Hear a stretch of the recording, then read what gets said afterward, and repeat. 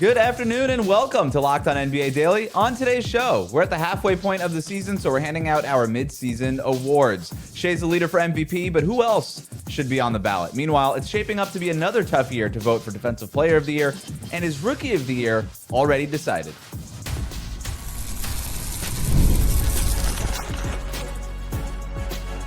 You are Locked On NBA, your daily NBA podcast. Part of the Locked On Podcast Network, your team every day.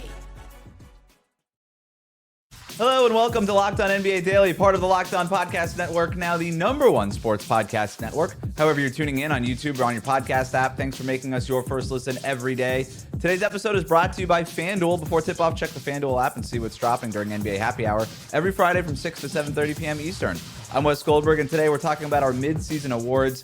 Then we're going to make our revised finals predictions at the end of the show. We're doing it with the help of Locked On's local experts. I have two of the best with me, as always, from the Locked On Nuggets podcast, senior NBA writer for the Action Network. It's Matt Moore. Matt? A lot of drama with the Grizzlies overseas. I'm repping my Memphis shirt from the ABA, as well as my hustle hat today. Trying to show support for the team because, well, it's about to get really, really ugly with the Ja Morant situation. Shout out to Germany and all our viewers over there in Berlin. From the Locked On Bulls podcast, also a Bears and Bulls creator for Bleacher Report, it's Haize. Since I don't have much time to self-plug, for many people who know, but other than Chicago, I also grew up in Mannheim, Germany. So shout out to everything going over in Germany right now. I remember that, yeah. Oh, all right.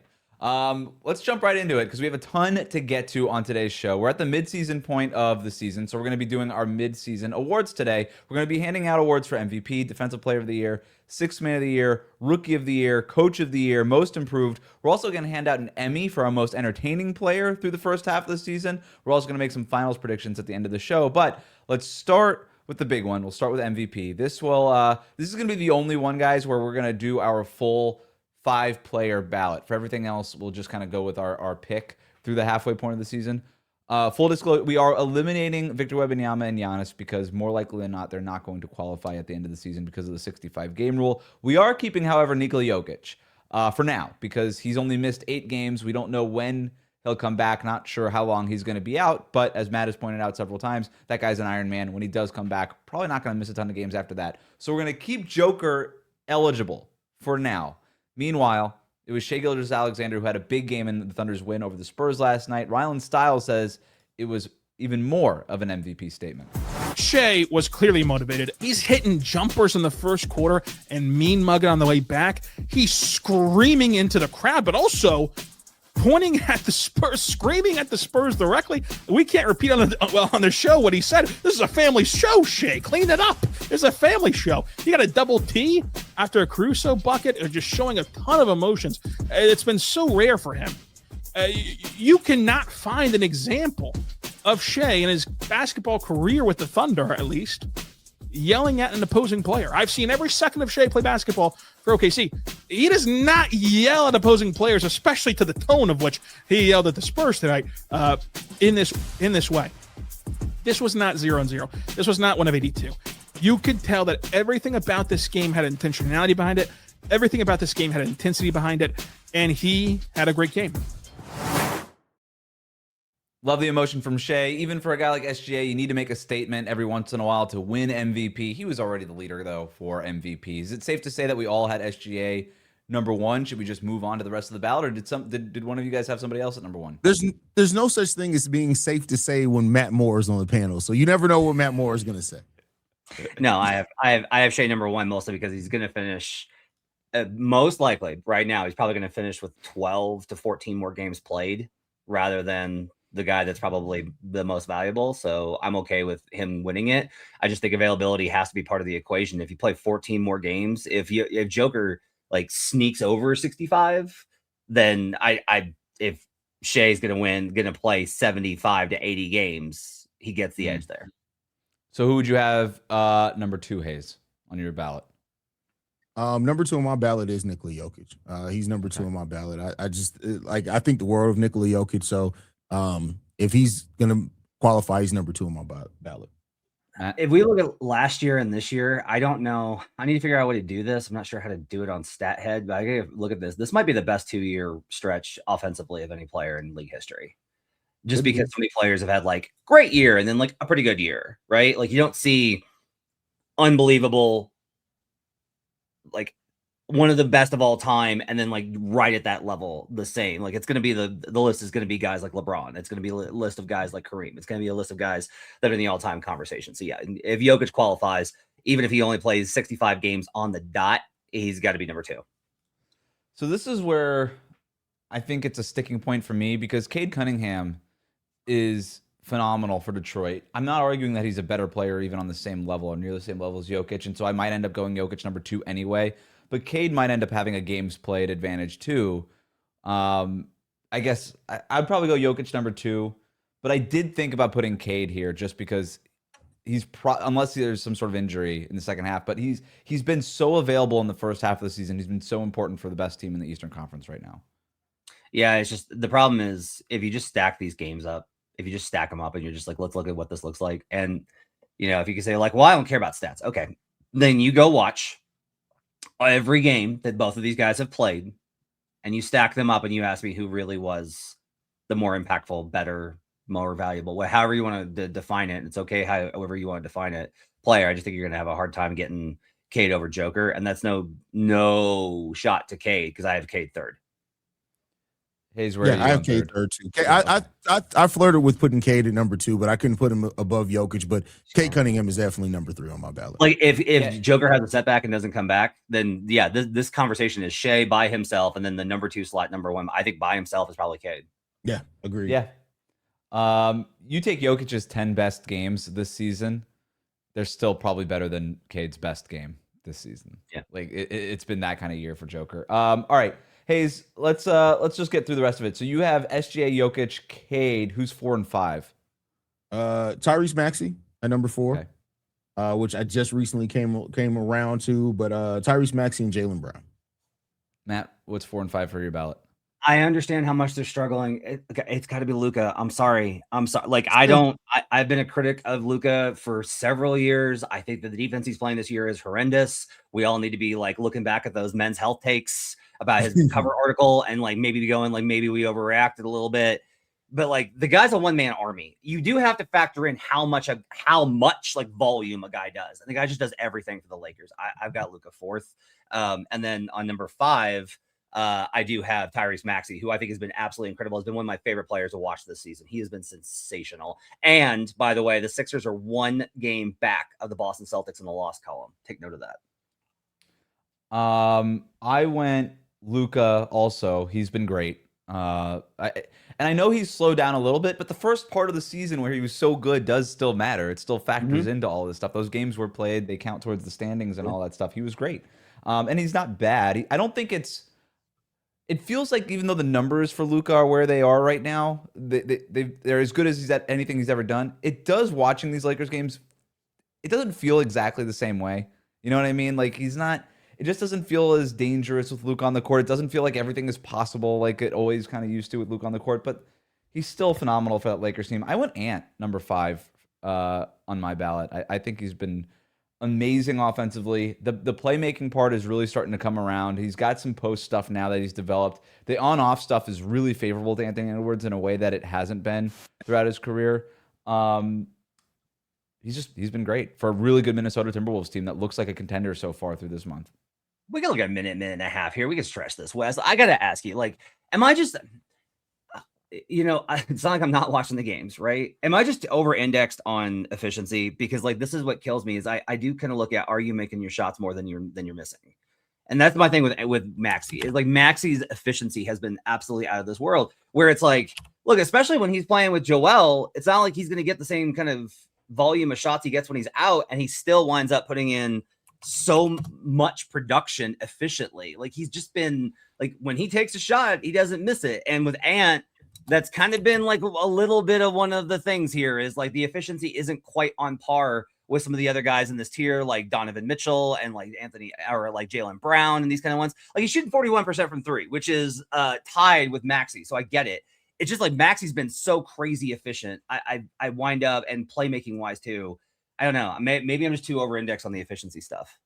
Haize, you went Maxey over Ant. What was it, an efficiency thing for you? I mean, efficiency definitely plays a part into it as well. But I think for me, it's kind of the unexpected nature. We all knew that Maxey was good, but for him to lead this team the way that he did, especially when Joel was down and the start that they had to the season, I think it's also like how he steps up in moments when they need a bucket. I think it's a combination of a lot of things when it comes to Maxey.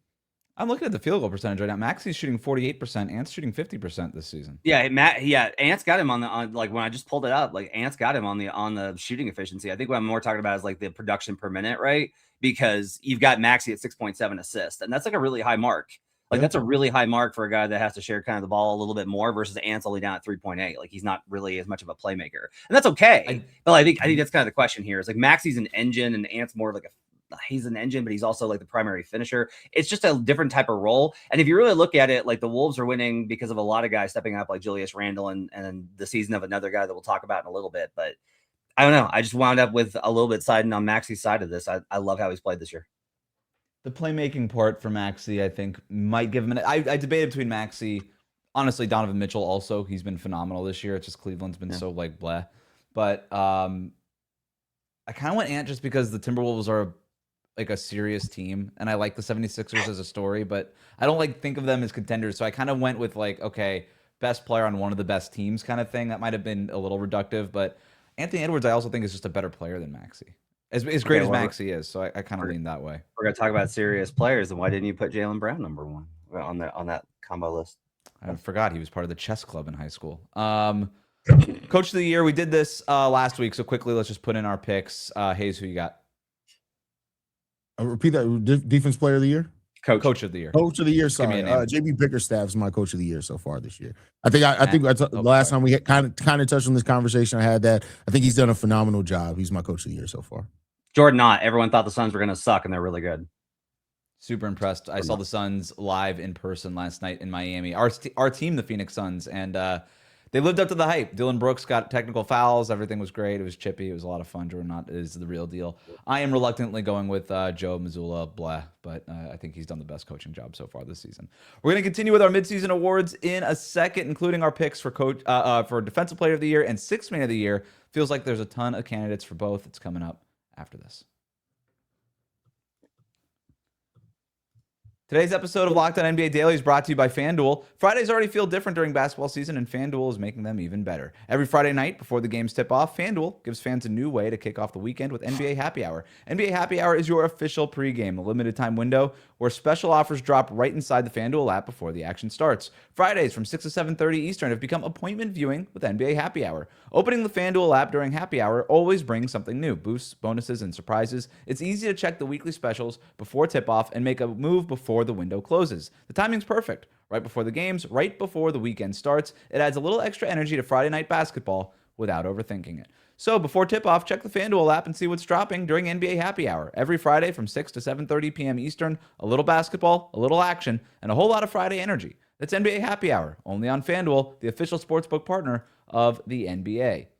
Today's episode is brought to you by Wayfair. The new year is here, and it's a perfect time to reset your routine and refresh your space. If you're spending more time at home, you might as well love how it looks and how it feels. That's why you should turn to Wayfair. It's a one-stop shop for getting back the home that you would like. From bedding to mattresses to storage solutions for every room, Wayfair makes it easy to start the year fresh. Wayfair has everything you need for a full home refresh, all in one place. Whether you're updating your living room, organizing your space, or upgrading your work-from-home setup, Wayfair's huge selection makes it easy to find exactly what works for your style and your budget. I picked up a new bedding and accent pillows from Wayfair. It completely changed how the bedroom feels. It's cleaner, it's calmer, feels more put together. My wife's happy with it. She loves it. Honestly, it made getting back into a routine this year feel a lot more manageable. Making the bed, kind of get ready in the morning, all of it a lot easier with our new refresh space. So get organized, get refreshed, get back on track this new year for way less. Head to wayfair.com right now to shop all things home. That's Wayfair, WAYFAIR.com. Wayfair, every style, every home.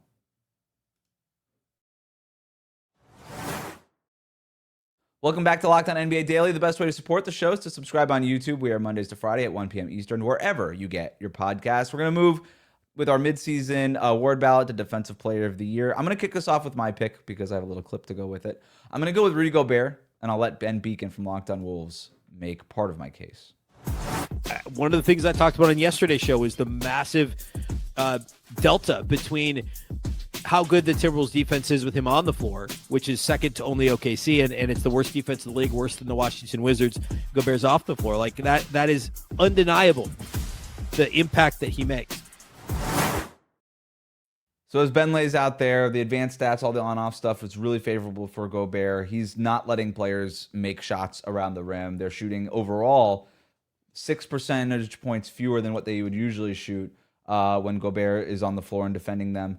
And he's number 1 in defensive box EPM over at dunks and threes. And you watch these games, he's Rudy Gobert, man. He's tremendous. And right now, he's my favorite to win another Defensive Player of the Year award. Haize, who you got? Man, Rudy Gobert is hard to bet against just because he is so consistent, and he's probably gonna win that award for sure. I know this is gonna be Matt's gonna accuse me of being a homer here, but just for the interest of the conversation, I don't want to pick. It should be Rudy. I'm not gonna pick Rudy though. I'm gonna say Amen Thompson. Oh, I thought with Homer you're gonna go like Ayotunmu or something. No, I was what Chicago Bull is gonna be the DPOY? Listen, I'm special. I'm not that special. That would be a hell of a take there. I'm gonna go with Amen Thompson. It's Gobert. So this is my kind of pet number. I don't love on-off stuff for MVP because I think it's what you do on the court that matters. And I actually don't love even Ben's one because it's like, okay, congrats. The defense sucks when Rudy's on the floor because your other defenders aren't as good. Like, congrats. When Naz Reid is playing small ball 5, your defense is not good. But this one number I think matters. The gap between how many shots at the rim, percentage of shots at the rim the Wolves allow when Rudy's on court versus off is 10.3. That is the highest gap in the league, and it's a point more than second, which is Zach Edey, who has played like 5 games. So it's this massive, massive differential. It's the highest gap in the league in terms of on-off.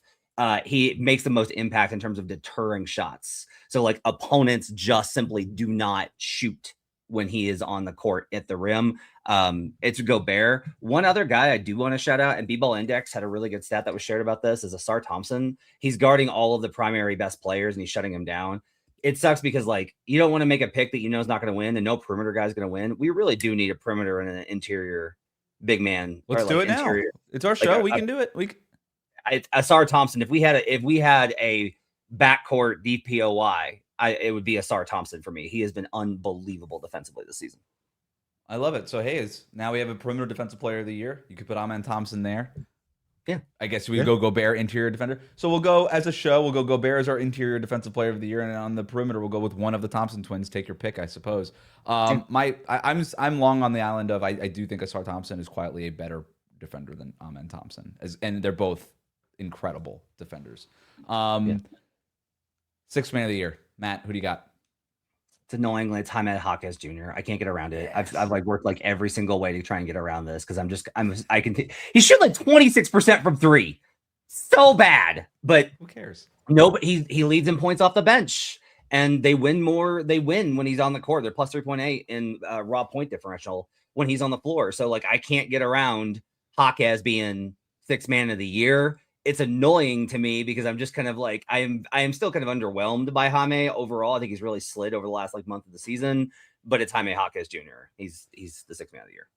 The fact that he's shooting that poorly, 26% from 3-point range, still shooting 53% overall. He's shooting over 57% on 2-pointers. What he's doing at the rim, he's near the league leader in layups, all that kind of stuff. Haize, you smiled when you heard Jaime Jaquez Jr. Is that who you had too? Yeah, Jaime Jaquez Jr. And it's the scoring, the rebounding. He's also averaging almost 5 assists per game. That's the thing that made me put him over Naz Reid. Those are the two that I was weighing coming into this. But it's the assists per game and the efficiency that made me put Jaime Jaquez over Naz Reid. The one guy that I think was really close for me, I know nobody talks about it. It's Quentin Grimes. Quentin Grimes has been so freaking good off the bench for the Sixers. Like he has been absolutely phenomenal. And I wish he would get a little bit more credit for what he's been able to do for them coming off the bench this season, especially given all his contract stuff. But I think Quentin Grimes is solidly number 2 on that ballot. I also thought about Keldon Johnson too. I think the thing with Johnson and Grimes is that they're good. I'm not trying to take anything away from them. They have other players on the roster that are better at the things that they do. And it just kind of feels like in the regular season, they're sponging up some of those minutes right now. And they're just like doing this. Keldon Johnson's really good. Like the San Antonio's offensive rating doesn't change when Keldon Johnson's on the court as opposed to like Dylan Harper or De'Aaron Fox. It's a little bit different because Fox has been so good for them. But with Jaime, he's so additive to everything Miami does, and he does a thing that nobody else on that roster really does in terms of getting downhill, collapsing the paint, spraying out the shooters, and scoring. So I also obviously went with Jaime Jaquez Jr. Most improved. Oh, I got to do this though for Haize. Yeah. Io's got to be on that ballot list too. I think Io might be like 3 or 4. Like Io's been phenomenal off the bench. He's been so good. Yeah, he's been great. He has slowed down since the injury. I think if he would have kept up his pace early in the season where he was averaging almost 17, he definitely would be on this list. I'm going to flip things around because I want to spend a little bit of time on most improved because I think this conversation could be interesting. While rookie of the year, is this one just decided? Are we all going Cooper Flag here? Nope. No. Okay. Nope. It's Con Knipple. Right. What's the argument? Like what? I don't even really know what the argument is for Flag over him. He's scoring more. He's averaging more. He's actually able to put the ball in the bucket when he shoots it, as opposed to missing it and throwing it into the ocean. Like, I mean, it's like Cooper's awesome. Cooper's gonna be a better player, but Con Knipple's like I thought Knipple would slide. I thought he would dip more. He hasn't. It's like right now, it's Con Knipple. I'm sorry. Haize, who'd you have? I actually have to agree with Matt here. It is definitely Con Knipple. Okay. This is going to be a situation where it's Carmelo versus LeBron rookie year. Carmelo should have won the rookie of the year that year. Cooper's going to win it. Con Knipple should win rookie of the year this year. I love Con Knipple. I just, when I watch, they're both so good. All right. You know what? It's not a prediction show. We're talking about who was the best so far this season. Cooper Flag's going to end up having a better year, I do think. But that's a prediction. We're not doing predictions right now. I'll also go Con Knipple. Wow, you guys changed my mind really quick on that one.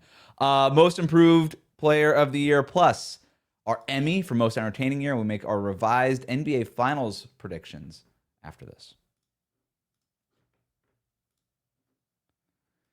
Today's episode is brought to you by ZocDoc. Finding a doctor you actually like can feel like discovering a diamond in the rough. You want somebody in network nearby with availability, but you also want a doctor who really listens, makes you feel comfortable, explains things clearly, and helps you walk out feeling confident about your next step. Your diamond in the rough doctor exists, and finding them is easy with ZocDoc.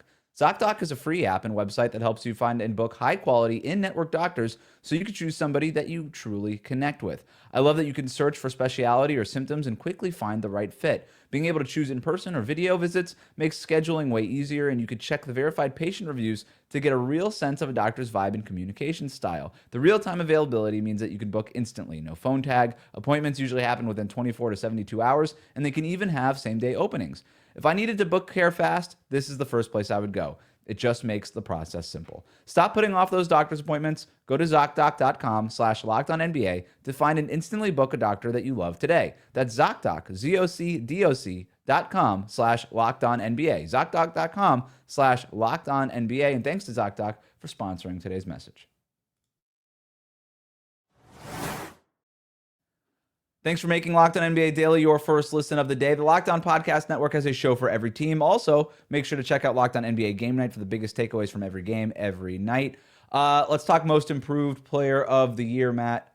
Who stands out to you here? So because this is like just our personal picks and I don't have to adhere to who's going to win, I'm giving it to Keyonte George. This is a guy that I think everybody was kind of like, is he even going to be in the league? Like Tony Jones, who has covered them for years for The Athletic, was like, I don't know what Keontae's future's looking like. Like he was rough in preseason and he has been unfreaking believable. He's a monster. Like Keyonte George looks like a guy you can build around. That kind of jump is unbelievable. And he's not going to get any recognition because he's doing it for this Jazz team that we talked about yesterday is purposely tanking their season.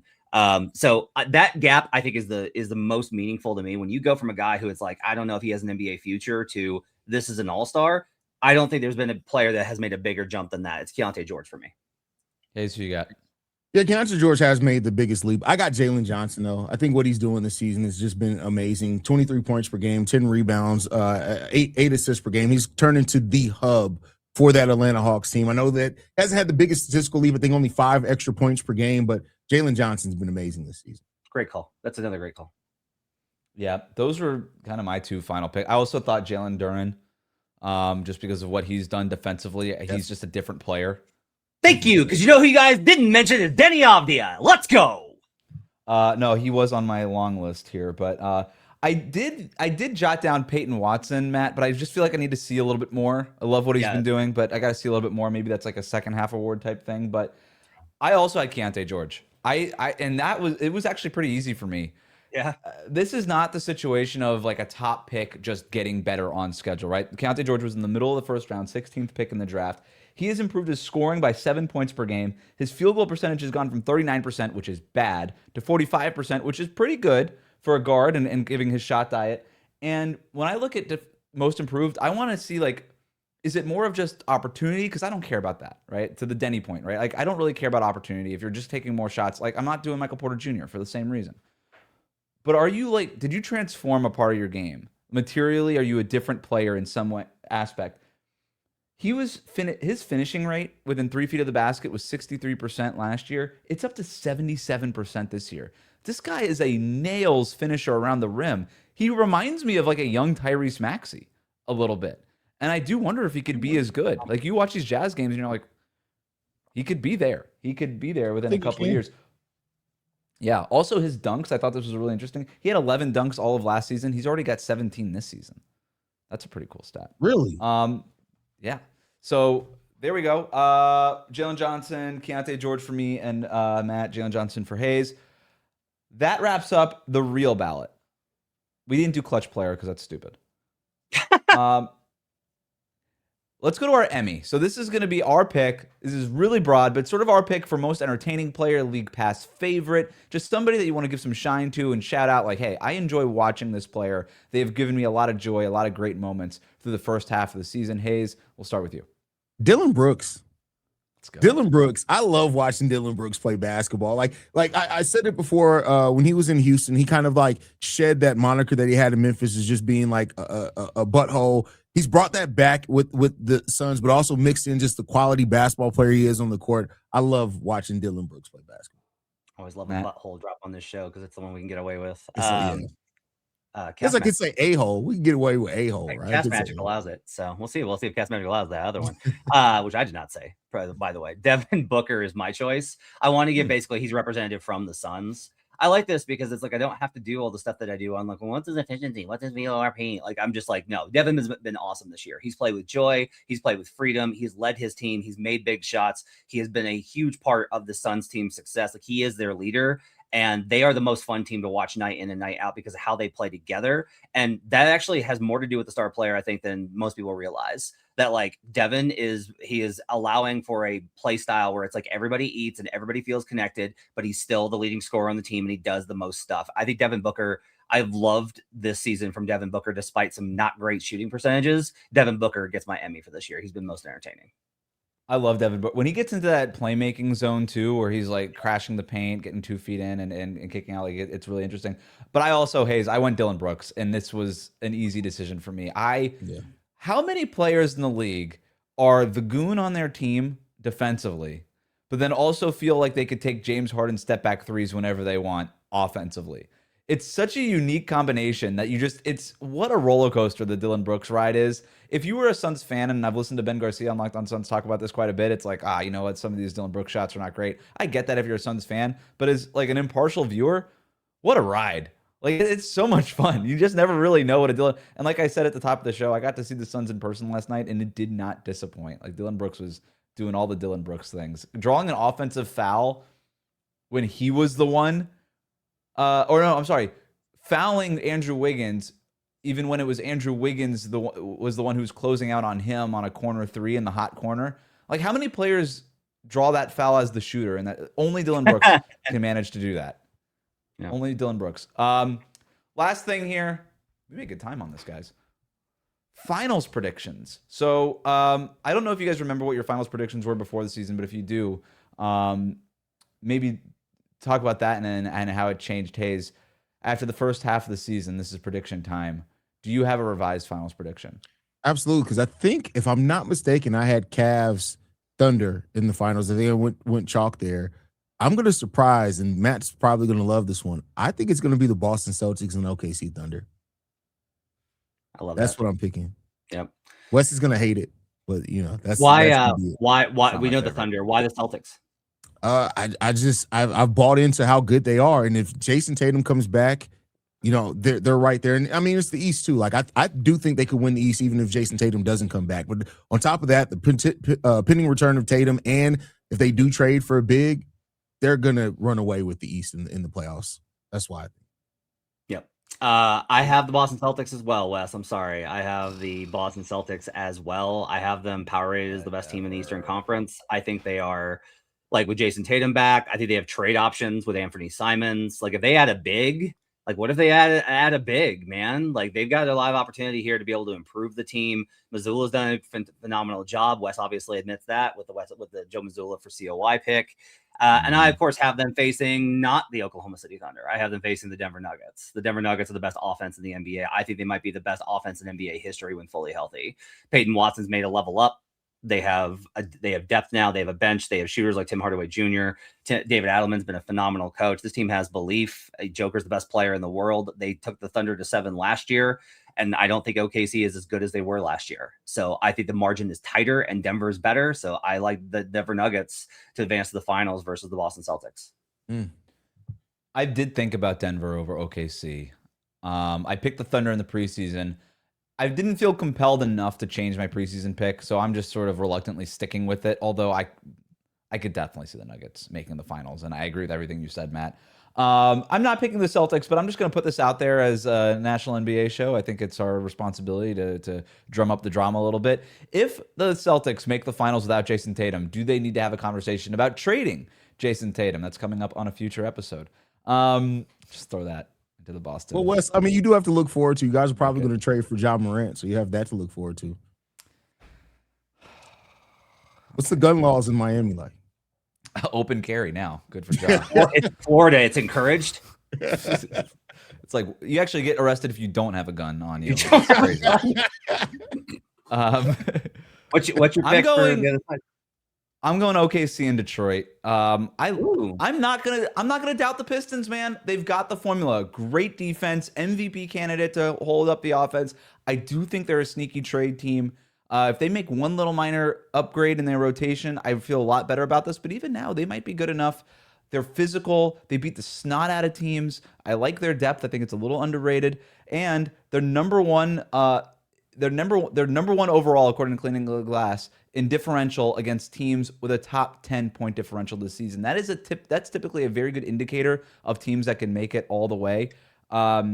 This Pistons team is for real, and their biggest competition in the East might be the Knicks, and they match up, as we've discussed before on the show, very well against the Knicks. That Cade Cunningham, Jalen Duren pick and roll attack has leveled up even since last playoffs, and the Knicks have shown that they don't know how to stop it this year.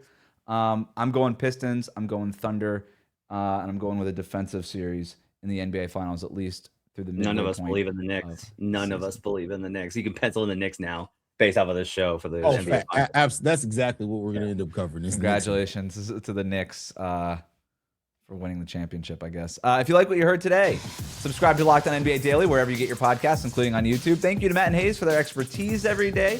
Thank you for making the Locked On Podcast Network your first listen. We're going to see you right back here tomorrow on Locked On NBA Daily.